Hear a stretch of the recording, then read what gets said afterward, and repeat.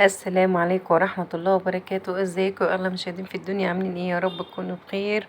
وحشتوني من الفيديو اللي فات. هنعمل مع بعض النهاردة طريقة الفراخ المشوية بطريقة حلوة قوي وتتبيلة جميلة، وان شاء الله مقاديرها موجودة عندكم. ونخش على الفيديو على طول ونقول بسم الله الرحمن الرحيم. اللهم صل وسلم وبارك على سيدنا محمد وعلى آله واصحابه اجمعين. بصوا يا حبايبي، انا معايا فلفل، معايا طماطم، معايا بصل. دي على حسب الكمية اللي انتي هتعمليها فراخ قد ايه. يعني لو هتعملي فرخة يبقى طماطمايه وبصلايه وقرن فلفل حلو قوي، لكن انا هزود شوية التتبيلة عشان هعمل اكتر. تمام كده. يبقى حطينا ايه هنحط كل الحاجات دي في الخلاط. هنحط الطماطم والفلفل والبصل في قلب الخلاط. تتبيلة سهلة جدا وبسيطة خالص، يعني هتعمليها في ثواني. وتخلي طعم الفراخ حلو قوي، يعني هتدي شمخة للفراخ، ريحتها حلوة قوي قوي يعني. واهم حاجة بقى تشتركوا في القناة وتفعلوا الجرس عشان يوصلكوا كل جديد، وتحطوا لي لايك للفيديو وتشوفوا الفيديو للاخر. التتبيلة دي تحفة بجد، وهتشوفوا شكل الفراخ عامل ازاي. حطينا كل ده، خرطناه في الخلاط، وحط نص كوباية مية. هحط كمان ربع كوباية، لقيتها تقيلة شوية. وخلاص كده ضربنا كل الخليط كويس جدا. هصفيه بمصفى، انا مش عايزه التفل بتاعه، انا عايزه الميه بتاعه البصل بتاعه الفلفل بتاعه الطماطم. انا مش عايزه التفل بتاعه. لو انت حابه تحطيه بالتفل ماشي، مفيش فيها اي حاجه.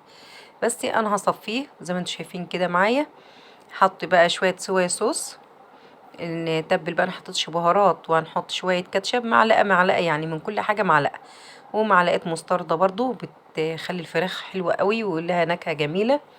هنحط البهارات، هحط معاكم بهار فراخ. يعني هنحط توم بودرة وبصل بودرة. طبعا البهارات دي اللي انت حابة طعمها حطيه، اللي انت مش حابة ما تحطوهوش. هنحط فلفل اسمر. طبعا البهارات بتاعت اللحمة يعتبر فيها كل حاجة، وشوية بابريكا عشان تزود اللون بتاعها كده وتخليه حلو. وهنحط كمان نص معلقة كاري. تمام كده. هنقلب كويس جدا لغاية ما المقادير دي تبوش. لازم البهارات بتبقى فيها التكتلات، لازم تقلبي كويس. نحط كمان عصير ليمونة. انا ما حطيتش خل يا جماعة، انا حطيت ليمون. اللي حابب يحط خل يحط. هحط بقى الملح بتاعي، وهحط كمان معلقة سكر علشان اظبط الطعم واعادل الحموضة اللي في الطماطم، وتدي طعم حلو كده، وتخلي برضو لون الفراخ محمر وجميل. هنقلب كل المقادير دي كمان. اخر حاجة بس اللي انا هحطها وياكم شوية جوز الطيب. تمام. هنقلب المقادير كويس قوي. التتبيلة حلوة قوي، حتة حلوة يعني. تتبيلة حلوة ومقاديرها سهلة بسيطة. كل حاجة في الخلاط كده قوام قوام. رشة جوز الطيب مش كتير. خلاص كده. هحط بقى الفراخ بتاعتي. انا عملت دي من بالليل لتاني يوم. التتبيلة فضلت فيها. لو انت مش مستعجلة عليها، ساعة او ساعتين في التلاجة برضو هتبقى زي الفل. انا بقلب بس كويس عشان البهارات بتاعتي تتداخل مع بعضها. تمام كده. وهننقع فيها الفراخ ونسيبها، وننغز الفراخ كده تنغيز كده بالسكينة علشان التتبيلة تخش جواها. دي طبعا الفراخ بتاعتي انا عاملة فرخة ونص. طبعا على حسب الافراد بتاعتك هتعملي على قد ما انتي عايزة. تمام كده. يا التتبيلة بقى الفراخ شربت التتبيلة، ولونها بقى جميل، وريحتها حلوة قوي من غير لسه ما تستوي. تمام كده. هحطها بقى في كيس حراري. لو انت عندك بقى شواية تشويها على الفحم تحفة جدا. انا ما عنديش، حطيتها في كيس حراري.